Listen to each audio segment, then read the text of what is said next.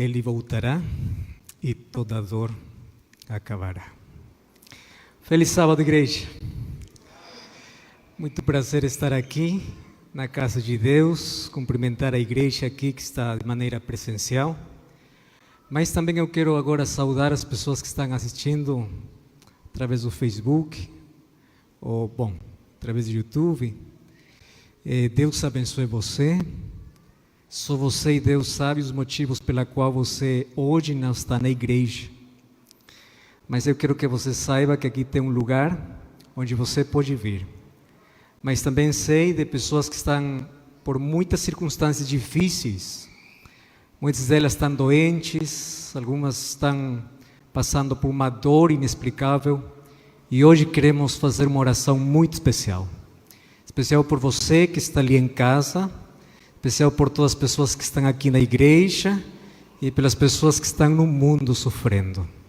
E antes de abrir a palavra de Deus, vamos mais uma vez fechar nossos olhos para abrir o nosso coração. Oramos.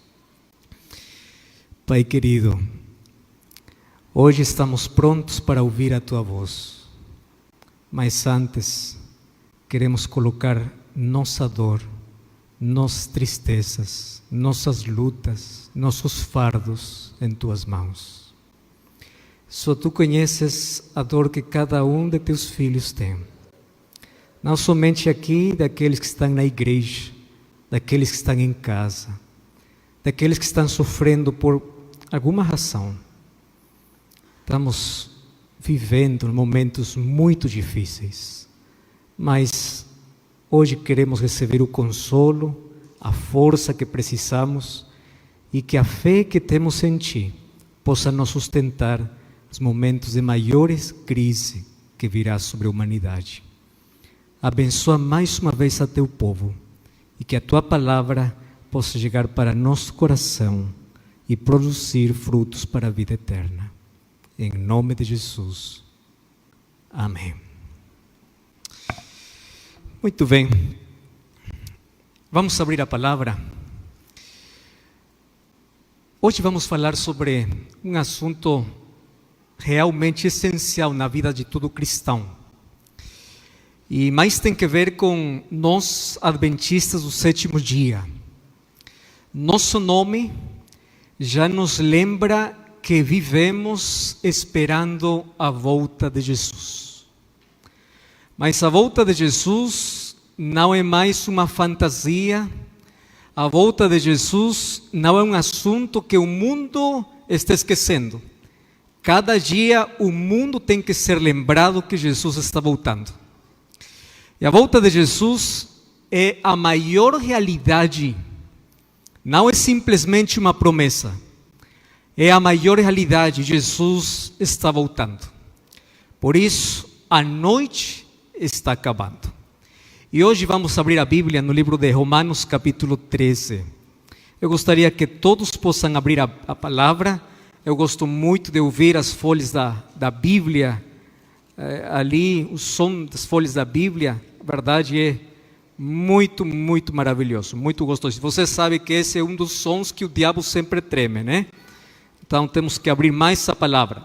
Vamos ao livro de Romanos, Romanos capítulo 13, e vamos a ler a partir do verso 11 ao verso 13. Eu primeiro vou ler aqui na minha versão, mas eu sei que tem alguma pequena diferença em algumas palavras. Vai depender da versão da Bíblia que você tem.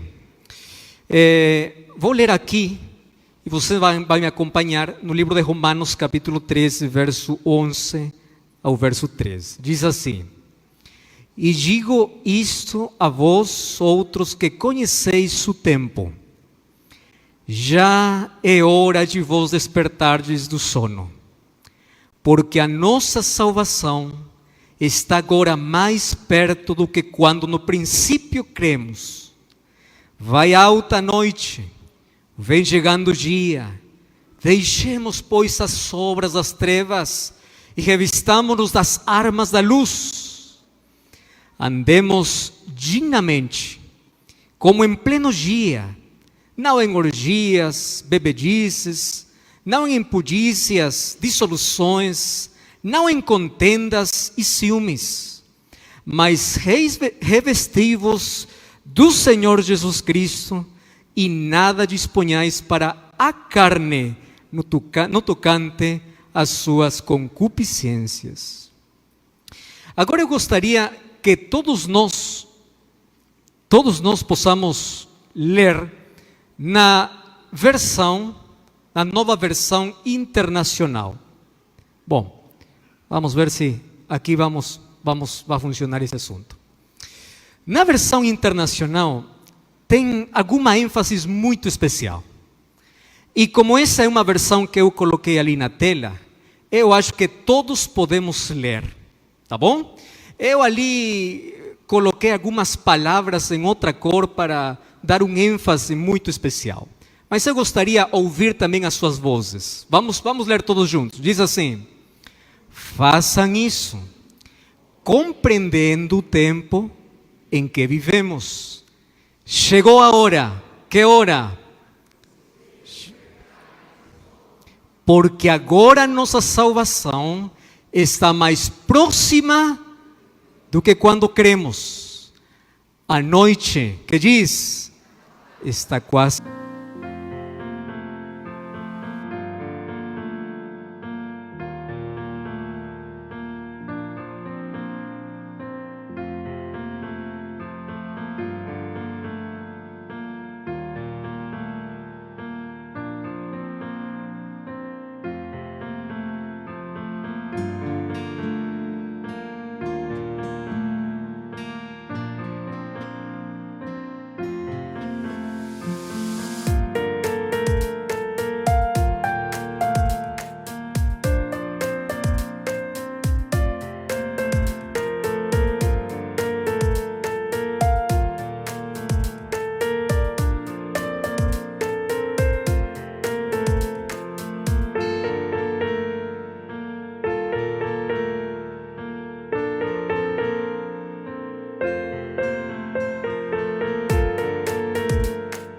Se acabando, o dia logo vem, portanto deixamos de lado as obras das trevas e vistamo-nos das armas da luz.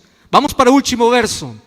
Comportemo-nos com decência, como quem age à luz do dia. Agora todos juntos, revistam-se do Senhor Jesus Cristo.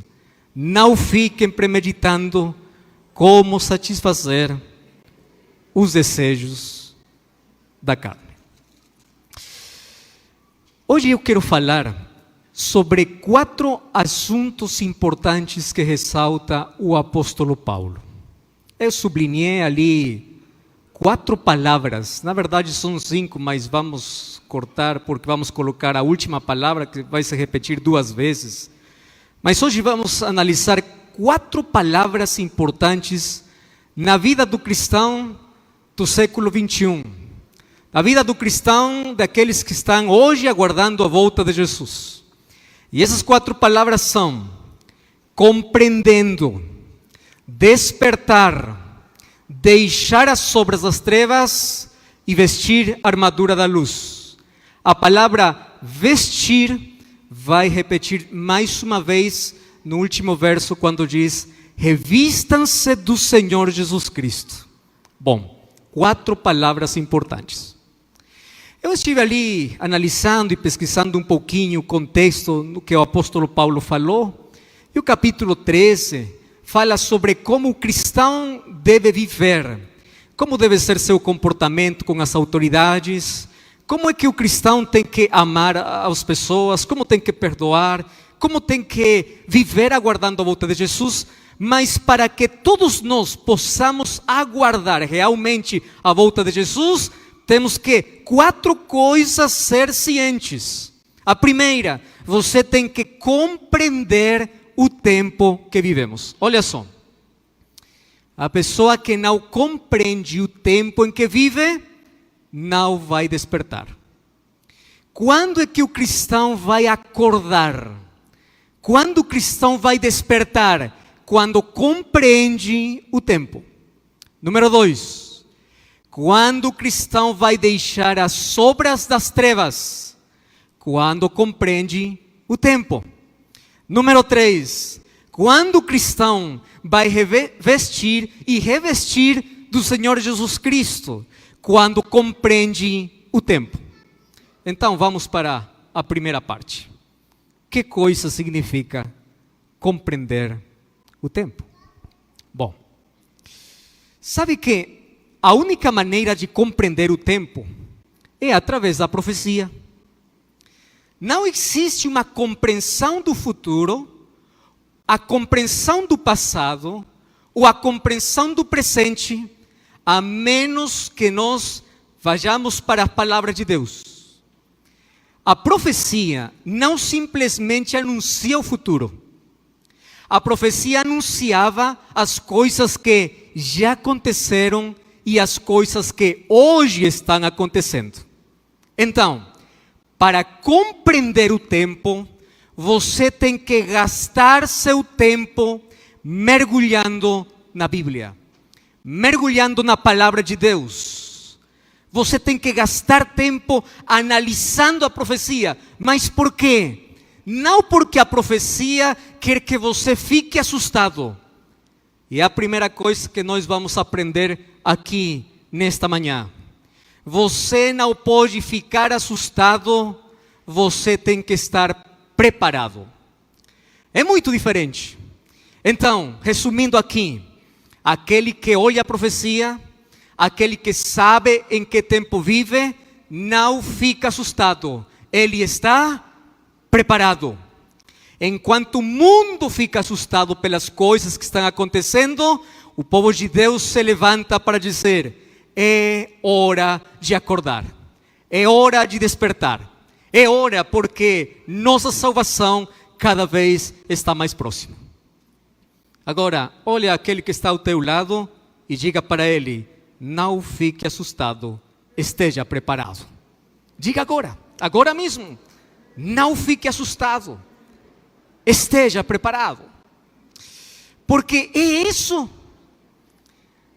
Tem muitas pessoas que ficam apavoradas, assustadas pelas coisas que estão acontecendo, mas a profecia já indica que as coisas que hoje estão acontecendo teria que acontecer. Então, não esteja alarmado, não esteja preocupado. Mas por que Deus revelou o futuro? Por 3 coisas. Número 1, Deus revelou a profecia para que nossa fé possa crescer. Olha só, quando você olha a profecia e você olha os tempos, sua fé cresce, porque o que está na palavra de Deus está cumprindo.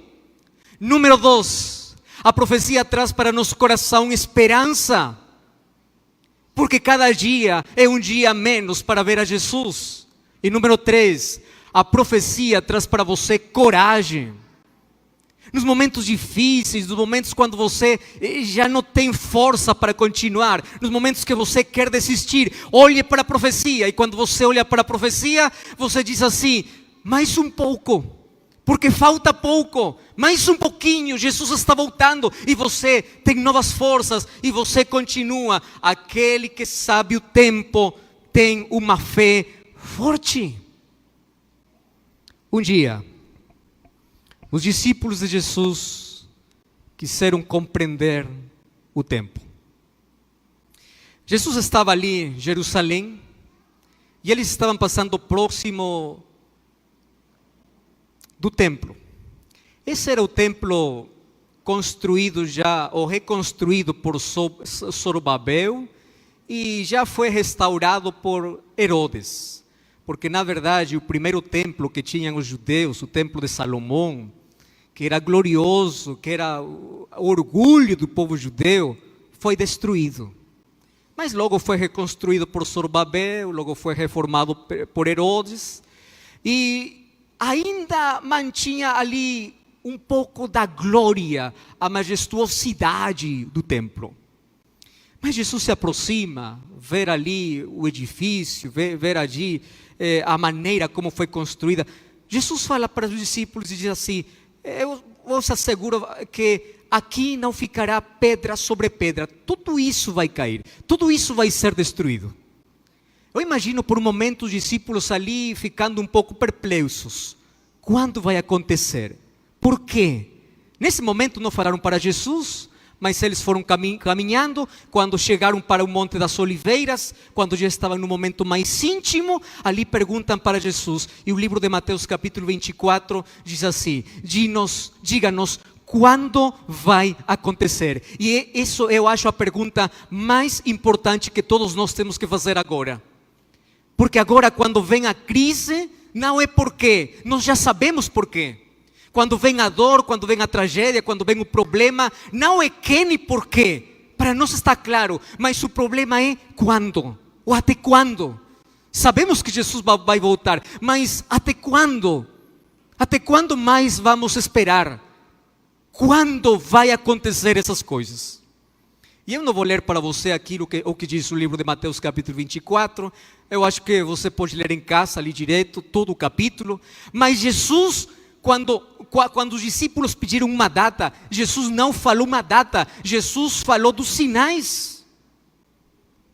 Olha só, quando você pergunta para alguém, quando, que resposta você está aguardando? Uma data, verdade? Quando? Você está esperando uma data, mas Jesus não diz uma data. Jesus coloca pelo menos 5 tipos de sinais em diferentes ambientes.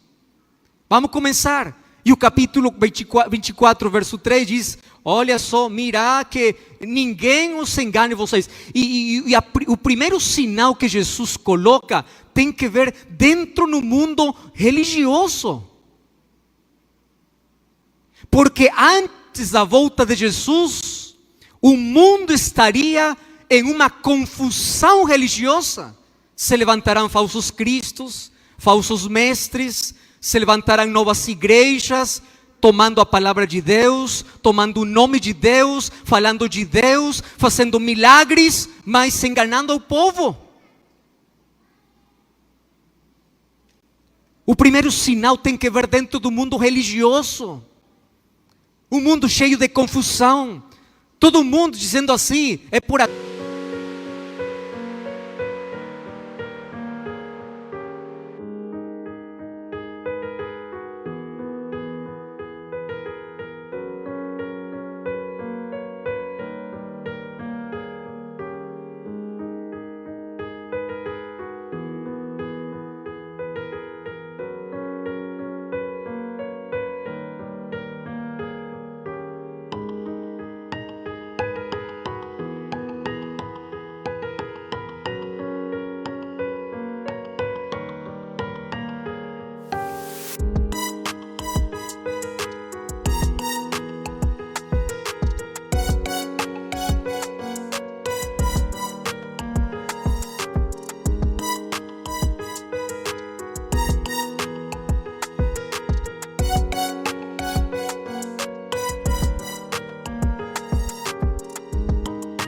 Aqui a salvação, por aqui está melhor, por aqui mais fácil, por aqui mais difícil.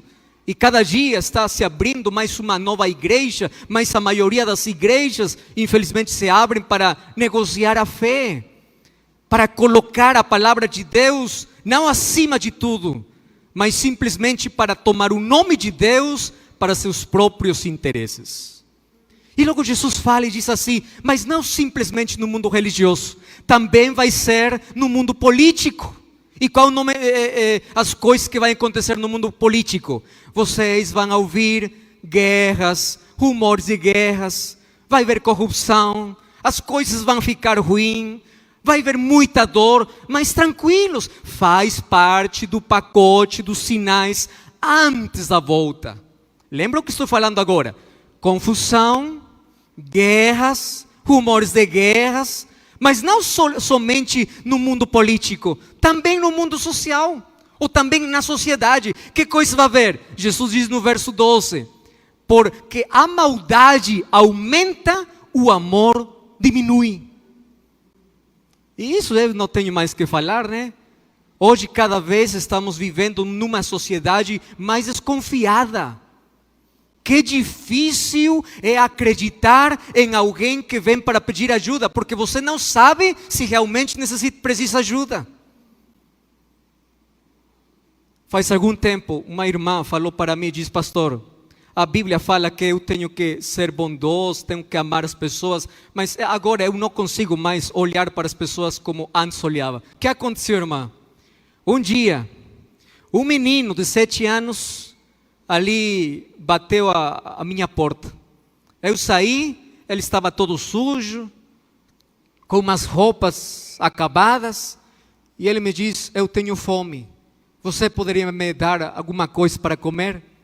Você não sabe a dor que eu sentia ao ver aquela criança, porque ele falou para mim que era uma criança abandonada. Pastor, nesse momento, diz ela, eu deixei a porta aberta, eu deixei o menino ali na sala, eu fui para a cozinha procurar alguma coisa, e enquanto estava preparando uma coisa para voltar, quando voltei com o alimento, não achei nem o menino, nem meu sofá, nem minha TV, nem nada. Tudo desapareceu. Agora, você acha que quando eu vejo uma criança pedindo ajuda, você acha que eu vou ajudar? Porque a maldade se multiplica, o amor diminui. Cada vez encontramos maior maldade, menor solidariedade. A maldade está multiplicada. Olha só.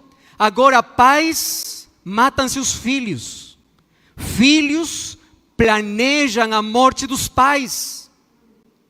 Veja só o que aconteceu nessa semana. Nessa semana, lá na Colômbia, foi aprovada a lei do aborto.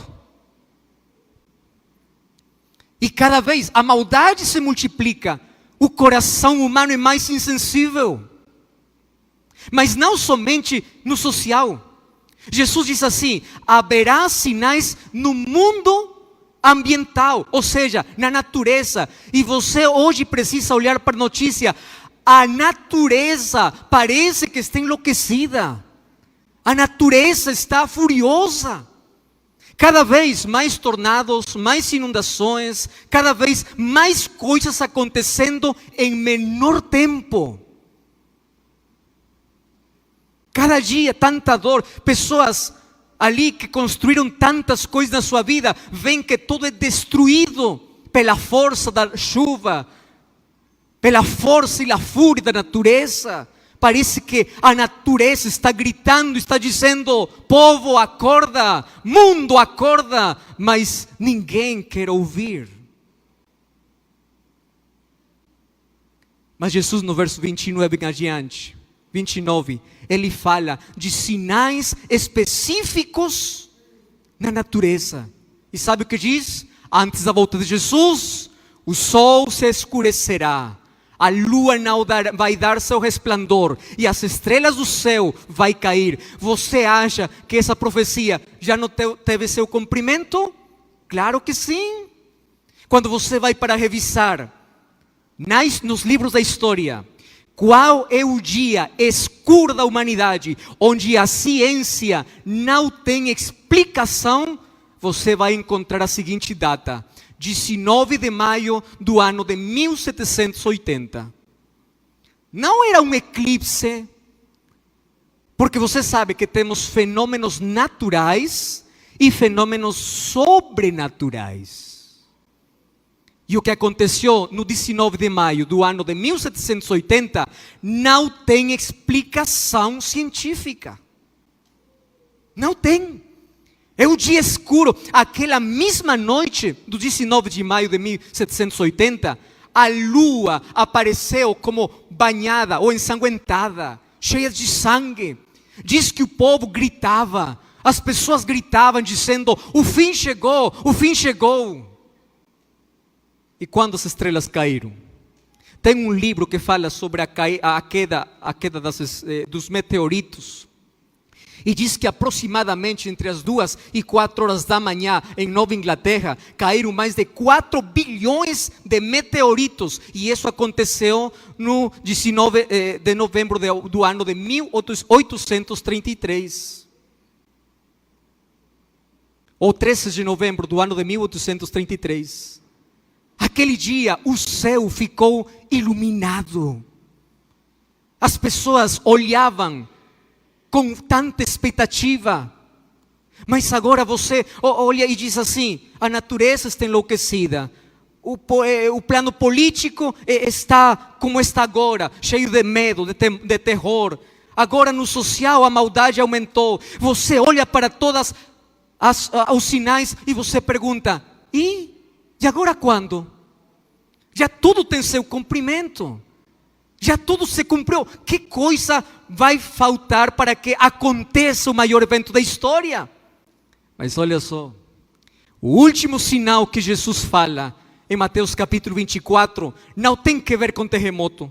O último sinal não tem que ver com pandemia. O último sinal não tem que ver com fome. O último sinal não tem que ver com guerra. O último sinal da volta de Jesus está em Mateus capítulo 24, verso 14. E que diz Mateus 24, 14? E será pregado o Evangelho para testemunho de todas as nações, então virá o fim. O último sinal é a pregação do Evangelho. É por isso que quando diz, povo acorda, igreja desperta, está dizendo, vamos pregar, porque o mundo tem o coração ferido e precisa do remédio. E o remédio para o mundo doente é o Evangelho. Esse é o remédio. Você sabe que o Evangelho tem o maior poder transformador.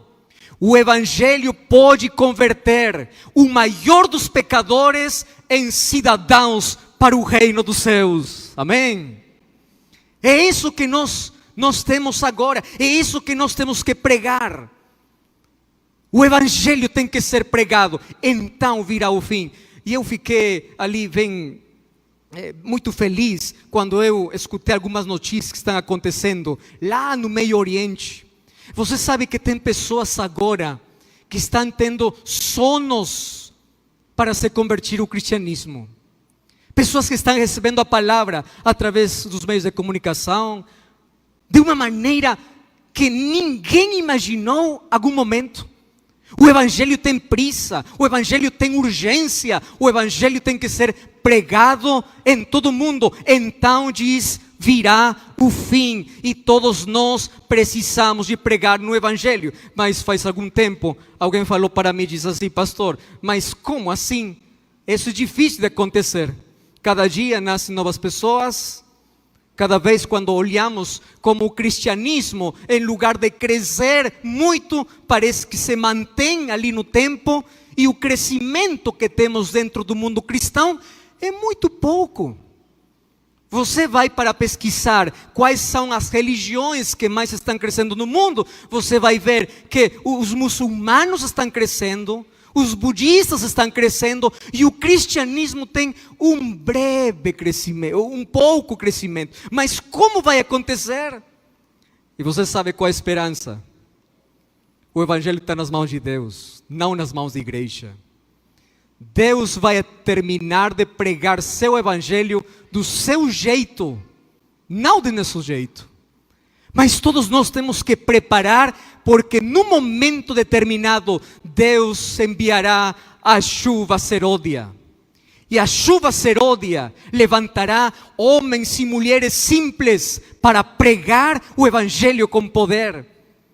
Você já imaginou o sermão de Pedro? Um só sermão suficiente para que 3.000 pessoas aceitem o cristianismo. Você já imaginou quando caia a chuva seródia? Milhares de pessoas impactarão o mundo. É isso. E assim Jesus voltará. Então, nós precisamos compreender o tempo. E quando vamos para a compreensão do tempo, de todos os sinais que nós já vimos em Mateus 24, nós vemos que nesses últimos 2 anos, os sinais cada vez se intensificam. Uma pandemia paralisou, trouxe dor, doenças mentais, isolamento. O mundo diz que nunca mais ficará igual depois da pandemia Covid-19. E é verdade. Quando nós achamos que tudo isso já estamos saindo do problema, nos vemos agora guerras, sofrimento.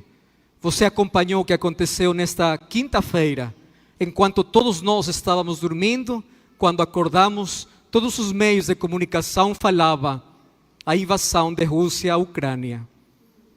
Milhares de pessoas estão sofrendo. Milhares de pessoas estão tentando abandonar sua cidade. O mundo está cheio de temor. Você já percebeu que ali nos meios de comunicação está todo mundo clamando por paz, enquanto eles estão procurando aliados, mas todo mundo está clamando por paz. Mas sabe qual a notícia ruim? Que as coisas não irão melhorar. As coisas irão piorar. Estados Unidos, tornados que nunca teve antes, agora está tendo. Aqui no Brasil, Petrópolis, todos nós acompanhamos as notícias. O que aconteceu faz alguns dias. Pessoas perdendo tudo. Você vai ver todo o pacote dos sinais agora em um só momento da história. Tudo. E ali vem a pergunta: até quando? Quando vai acabar tudo isso? Eu achei aqui 2 textos muito lindos que eu acho que vai encher nos coração de esperança. O primeiro texto está no livro Testemunhos Seletos, tomo 3, página 280, e diz assim: as calamidades em terra e mar, as condições sociais agitadas, rumores de guerra são portentosos, prenunciam a proximidade de acontecimentos da maior importância. As forças do mal, presta muita atenção no que está dizendo aqui, as forças do mal estão se arregimentando e consolidando-se. Elas se estão robustecendo para a última crise. Podemos ler agora todos juntos o que diz a parte final do parágrafo? Vamos juntos, que coisa diz? Grandes mudanças estão prestes a operar-se no mundo e os acontecimentos finais serão rápidos. Tem outro texto, Profetas e Reis, página 278. Estamos no limiar da crise dos séculos. Em rápida sucessão, os juízos de Deus se seguirão uns aos outros. Vamos ler todos juntos agora. Quais são esses juízos de Deus? Vamos todos. Fogo, inundações, terremotos, com guerras e derramamento de sangue. Por isso, aquele que conhece o tempo, o que vai acontecer com ele? Vai despertar do sono. Você sabe que essa palavra aparece de novo no livro de 1 Tessalonicenses capítulo 5, versículos 5 e 6, diz: acorda, desperta, você que está dormindo e você que conhece a luz, desperta, esteja preparado. E você sabe que Jesus, no livro de Mateus capítulo 25, ele nos ensina como nós podemos acordar, despertar do sono. E eu quero falar de maneira muito breve 3 coisas que você tem que fazer para acordar. E Jesus contou 3 parábolas no capítulo 25 do livro de Mateus. A primeira parábola, você lembra? As 10 virgens. A segunda parábola, dos talentos. E a terceira parábola, das ovelhas e os cabritos. Que coisa tem que me ensinar essas 3 parábolas? Número 1. As 10 virgens me ensinam que ainda quando o esposo demore, eu não posso ficar dormindo. Eu preciso encher minha vida do poder do Espírito de Deus. E o Espírito de Deus vem quando você lê mais a Bíblia, quando você ora mais. Você tem que se preparar espiritualmente. É esse o primeiro ensino. Número 2, você não simplesmente se prepara, você tem que preparar aos outros. Por isso vem a parábola dos talentos. Deus entregou talentos a você para ajudar a outros a alcançar a salvação. E número 3, é uma vida de serviço, que as pessoas possam olhar a Jesus em você. Por isso Jesus diz: teve fome, você me deu de comer. Teve sede, você me deu de beber. Por quê? Porque as pessoas mostraram o amor de Jesus para os outros. Então, de que maneira o povo acorda? Número 1, enchendo sua lâmpada, enchendo sua vida do poder do Espírito. Número 2, trabalhando. Todos nós temos que estar envolvidos na missão. E número 3, servindo aos outros. É assim como acordamos do sono. E agora diz, você tem que deixar as trevas.